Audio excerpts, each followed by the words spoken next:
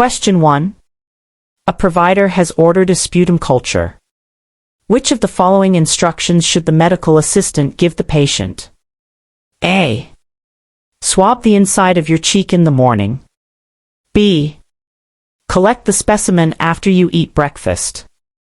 C. Breathe deeply and then cough up material from your lungs. D. Provide a saliva sample in the sterile cup. Answer: C.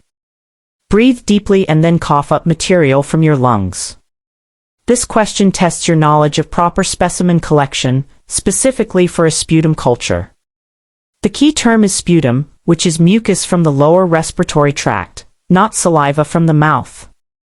To obtain a proper specimen, the patient must cough deeply to bring up phlegm from their lungs, which contains the microorganisms needed for the culture. For example, a patient with suspected pneumonia needs to provide a deep lung sample so the lab can identify the specific bacteria causing the infection. Remember, sputum is from the lungs, not the mouth, so a deep cough is essential for an accurate test. Question 2. A medical assistant is performing an EKG and notices a wandering baseline on the tracing. Which of the following is a likely cause of this artifact? A. The patient is shivering from being cold. B. An electrode is loose or the patient's skin is oily. C. A nearby cell phone is interfering with the signal. D.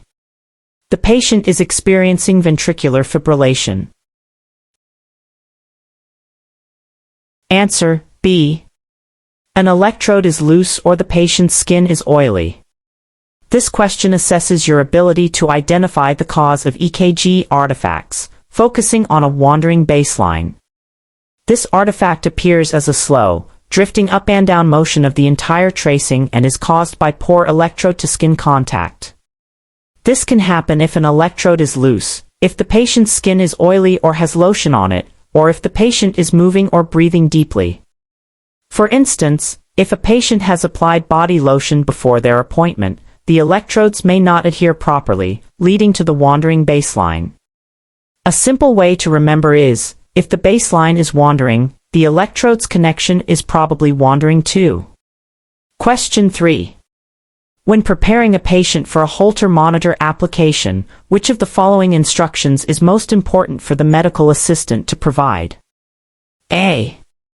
You can remove the electrodes to shower or bathe. B. Press the event button if you experience any symptoms. C. Avoid using any electronic devices while wearing the monitor. D. Return to the clinic in 12 hours for monitor removal. Answer: B. Press the event button if you experience any symptoms. The question is about patient education for Holter monitoring, which records the heart's electrical activity over 24 to 48 hours. The most critical instruction is for the patient to use the event button and keep a diary of any symptoms like chest pain, dizziness, or palpitations they experience. This allows the provider to correlate the patient's symptoms with the EKG tracing at that exact moment, which is the primary purpose of the test. For example, if a patient feels a flutter in their chest, pressing the button marks that spot on the EKG for the doctor to review closely. Remember to tell patients that their participation in logging symptoms is just as important as the monitor itself. Question 4. A medical assistant is preparing to administer a liquid medication to a toddler. Which of the following actions is appropriate? A. Administer the medication quickly to the back of the throat. B. Place the medication dropper along the side of the tongue in the cheek pouch. C. Mix the medication with the child's entire bottle of milk. D. Hold the child's nose to ensure they swallow the medication. Answer: B. Place the medication dropper along the side of the tongue in the cheek pouch. This question tests the safe administration of oral medication to a pediatric patient. The key is to prevent aspiration, inhaling the fluid, and ensure the child swallows the full dose. Placing the dropper in the buccal pouch, which is the space between the cheek and gums, allows the medication to trickle down the side of the throat, making it easier to swallow and less likely to cause gagging or aspiration. Forcing medication to the back of the throat can cause choking, and mixing it in a full bottle risks the child not finishing it and receiving an incomplete dose. Think of it as a gentle delivery system. The cheek pouch is the safest route for the medicine to travel. Question 5. According to OSHA guidelines for handling biohazardous waste, which of the following items should be placed in a red biohazard bag? A. A used urine dipstick. B. An empty saline bottle. C. A gauze pad heavily saturated with blood. D. A clean, empty needle sheath. Answer: C. A gauze pad heavily saturated with blood. This question focuses on OSHA standards for biohazardous waste disposal. The key concept is that items are considered biohazardous if they are saturated or dripping with blood or other potentially infectious materials, OPIM. A heavily blood-soaked gauze pad fits this definition and must be disposed of in a labeled red biohazard bag to be safely handled and incinerated. In contrast, items with minimal contamination like a used urine dipstick or non-contaminated items like an empty saline bottle are typically disposed of in the regular trash. Think of the rule this way: if it can drip or flake infectious material, it belongs in the red bag. Question 6.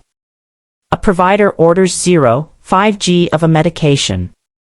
The medication is available in 250 mg tablets. How many tablets should the medical assistant administer? A. 1 tablet. B. 2 tablets. C. 3 tablets. D. 4 tablets. Answer: B. 2 tablets. This is a dosage calculation question that requires a unit conversion. The key is to recognize that the ordered dose, 0.5 g, and the available dose, 250 mg, are in different units. First, convert grams to milligrams by knowing that 1 gram equals 1,000 milligrams, so 0.5 g equals 500 milligrams. Now, you can calculate how many 250 milligrams tablets are needed to make 500 milligrams. 500 milligrams, order D, divided by 250 milligrams, available, equals 2 tablets. Always convert units to be the same before you do the final calculation to avoid errors. Question 7. The destruction of all microorganisms, including bacterial spores, is known as which of the following? A. Disinfection. B. Sanitization. C. Sterilization. D. Asepsis. Answer: C. Sterilization. This question tests your understanding of medical asepsis terminology. The keyword here is all microorganisms, including bacterial spores, which is the definition of sterilization. Disinfection eliminates most pathogenic microorganisms but not necessarily all microbial forms, like spores, while sanitization simply reduces the number of microbes to a safe level. For example, an autoclave uses steam under pressure to sterilize surgical instruments, ensuring they are completely free of any living organisms before a procedure. The easiest way to remember is that sterilization is the highest level of decontamination. It makes an object totally sterile. Question 8. A patient presents with a figure-8 bandage on their ankle. This type of wrapping is most likely used for which of the following reasons? A. To secure a dressing on a flat surface. B. To immobilize a joint and provide support.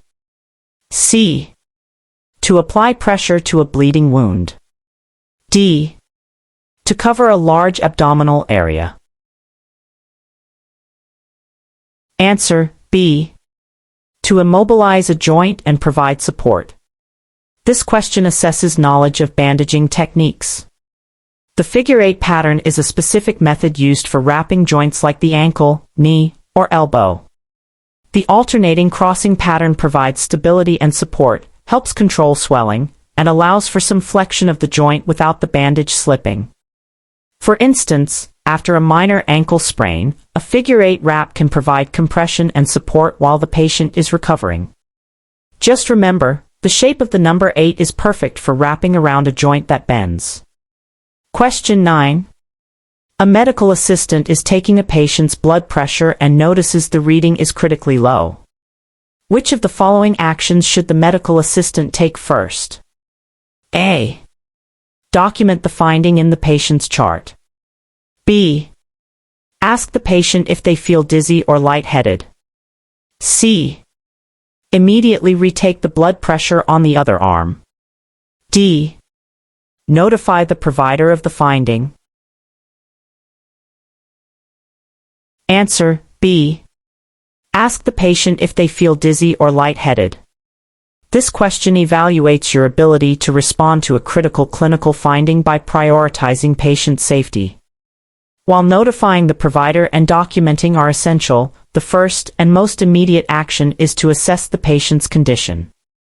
A critically low blood pressure can cause symptoms like dizziness, lightheadedness, or fainting, so checking for these ensures the patient is safe and helps you gather more information to report to the provider. For example, if the patient says they feel very dizzy, you would help them lie down to prevent a fall before you do anything else. Always think patient first, assess their immediate state before documenting or reporting. Question 10. Which of the following tubes is required for a prothrombin time, PT/INR, test? A. Lavender top. B. Red top. C. Green top. D.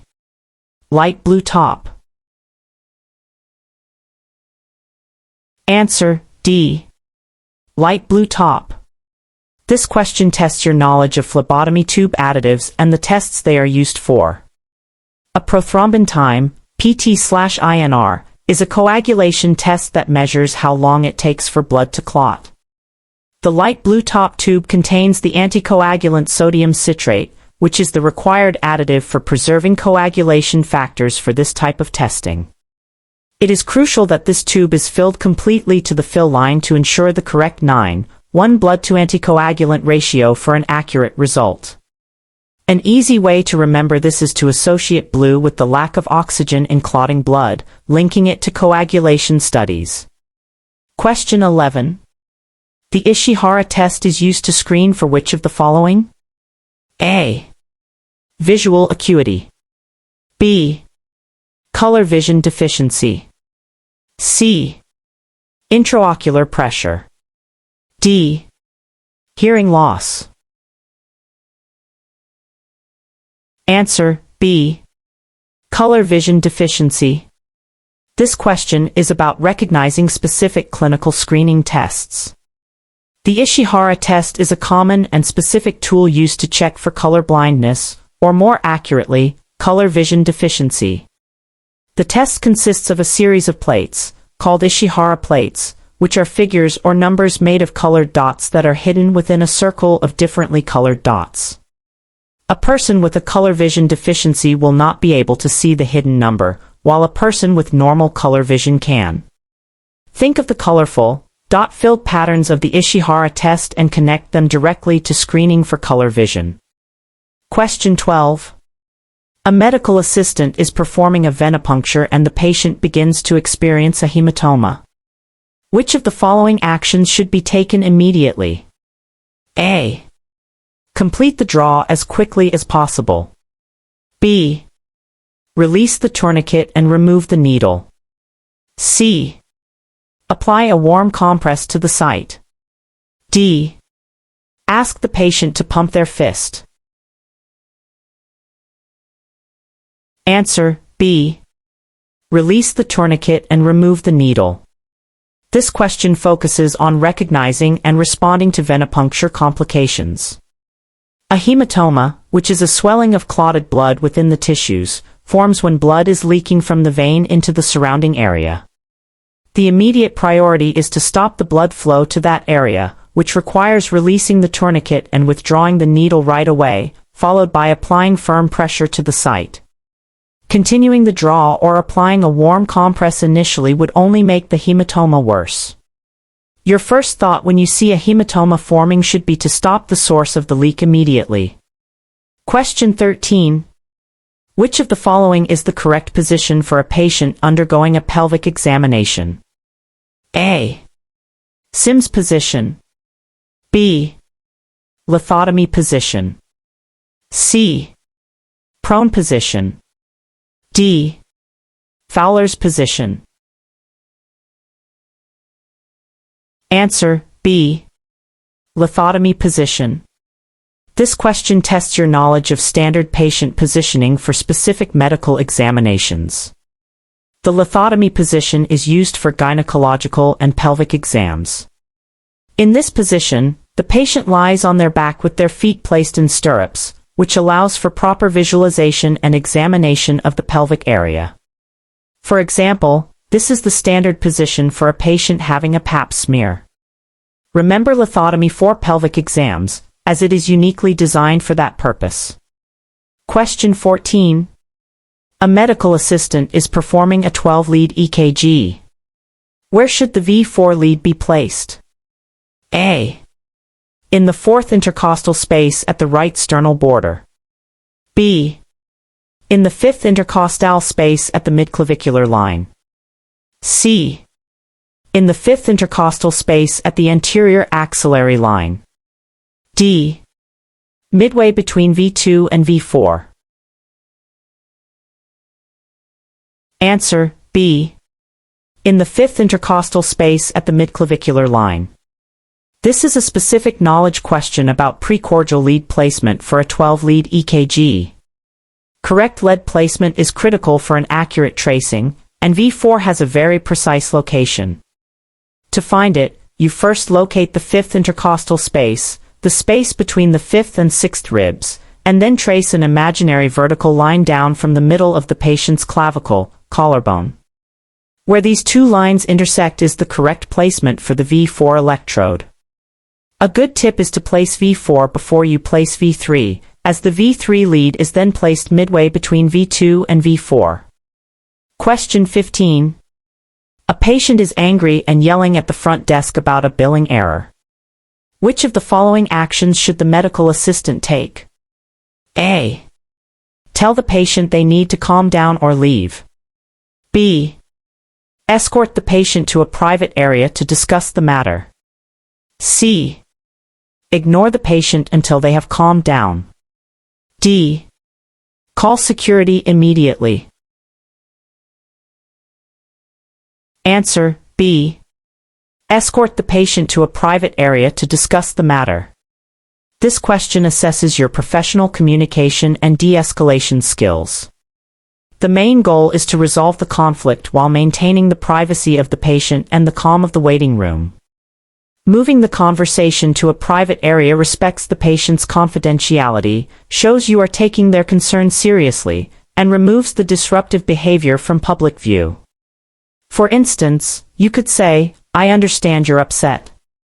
Please come with me to my office so we can look into this for you without any interruptions." Always try to de-escalate and privatize the conflict before taking more drastic measures. Question 16. What is the term for a court order requiring a witness to appear in court and produce documents? A. Residential ipsa loquitur. B. Respondeat superior. C. Subpoena dosage tecum. D.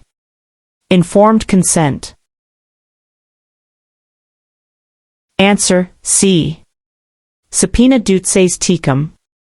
This question tests your knowledge of medical legal terminology.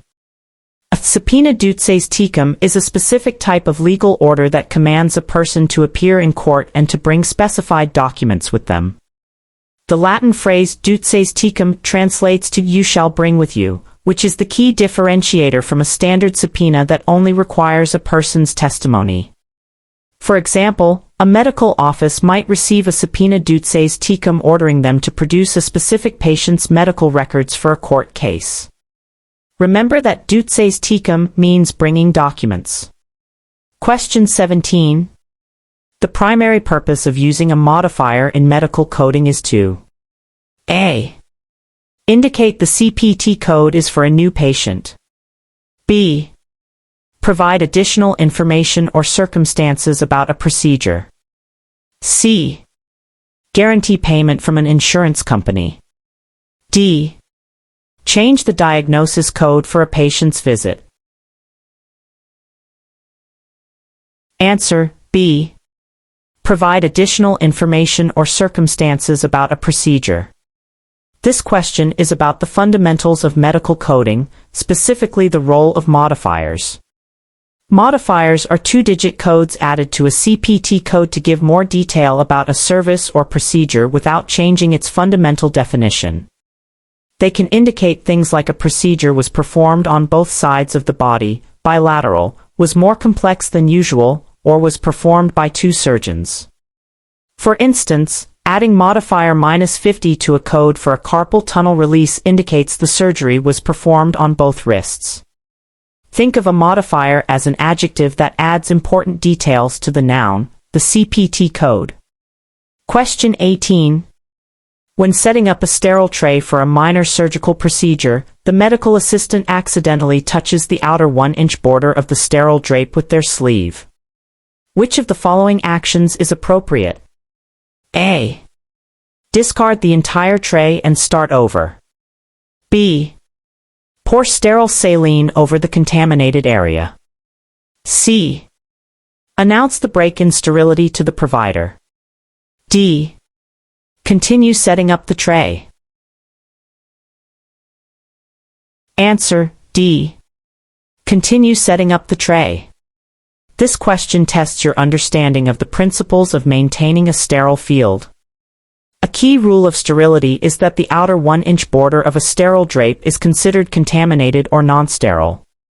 This border exists as a safety margin, allowing you to handle the drape without contaminating the inner sterile area where instruments will be placed. Therefore, touching only this outer border is not a break-in-sterile technique, and the procedure setup can continue safely. Always remember that the 1-inch border is your safe zone for handling, but anything inside that border is strictly off-limits to non-sterile contact. Question 19. A medical assistant is administering an intramuscular, IM, injection into the deltoid muscle of an adult patient. Which of the following needle gauges and lengths is most appropriate? A. 27 gauge, ½ an inch. B. 25 gauge, 5/8 inch. C. 23 gauge, 1 inch. D. 18 gauge, 1½ inch. Answer C. 23 gauge, 1 inch. This question requires knowledge of appropriate needle selection for intramuscular injections. For an IM injection in the deltoid muscle of an average adult, a 1-inch needle is typically needed to ensure the medication reaches deep into the muscle tissue, and a 22 to 25 gauge needle is standard. Of the options provided, the 23 gauge, 1-inch needle is the most appropriate choice. A shorter needle, like ½ an inch or 5/8 inch, would likely only deliver the medication into the subcutaneous tissue. A subcutaneous injection, and an 18-gauge needle is very large and typically used for drawing up medication, not administering it. Remember, IM injections require a longer needle to get past the fat and into the muscle. Question 20. Which of the following is an example of a closed-ended question? A. Can you tell me more about your pain? B. How have you been feeling since your last visit? C. Do you have a headache? D. What brings you in today? Answer C. Do you have a headache? This question is about effective patient communication techniques, distinguishing between open-ended and closed-ended questions. A closed-ended question is one that can be answered with a simple yes or no or a very short, specific response. Do you have a headache? Fits this definition perfectly. In contrast, the other options are open-ended questions, designed to encourage the patient to provide more detailed, narrative information. While both types are useful, closed-ended questions are best for gathering specific facts quickly. Question 21. A patient's blood glucose reading is 55 mg per deciliter. This finding is indicative of which of the following? A. Hyperglycemia. B. Hypoglycemia. C. Prediabetes. D. Normal glucose level. Answer B. Hypoglycemia. This question tests your knowledge of normal versus abnormal clinical values. The term hypoglycemia refers to low blood sugar, which is generally defined as a blood glucose level below 70 mg per deciliter. A reading of 55 mg per deciliter is significantly below this threshold and indicates a hypoglycemic state, which can cause symptoms like shakiness, confusion, and sweating. Hyperglycemia is high blood sugar, and a normal fasting blood glucose is typically between 70 and 99 mg per deciliter. An easy way to remember is that the prefix hypo dash means low or under, so hypoglycemia means low glucose. Question 22. When performing spirometry testing, which of the following instructions should the medical assistant give the patient to ensure an accurate forced expiratory volume, FEV1/FVC, reading? A. Breathe normally into the tube for 1 minute. B. Inhale as deeply as you can and then exhale as hard and fast as possible. C. Take several small, shallow breaths into the machine. D. Hold your breath for 10 seconds after blowing into the tube. Answer B. Inhale as deeply as you can and then exhale as hard and fast as possible. This question is about the correct procedure for pulmonary function testing, specifically spirometry. The most critical part of the test is the forced vital capacity, FVC, maneuver, which requires the patient to perform a maximal inhalation followed immediately by a maximal, forceful exhalation that lasts for at least 6 seconds. This blast-out maneuver is necessary to get an accurate measurement of how much air the patient can forcefully exhale and how quickly they can do it. The key phrase to remember for patient instruction is deep breath in, hard and fast blast out. Question 23. A medical assistant is scheduling a patient for an outpatient procedure. Which of the following should be the medical assistant's first step? A. Obtain the patient's insurance information. B. Give the patient a list of available appointment times. C. Obtain a written or verbal order from the provider. D. Call the facility to schedule the procedure. Answer C. Obtain a written or verbal order from the provider. This question tests your understanding of the proper sequence for administrative tasks, specifically procedure scheduling.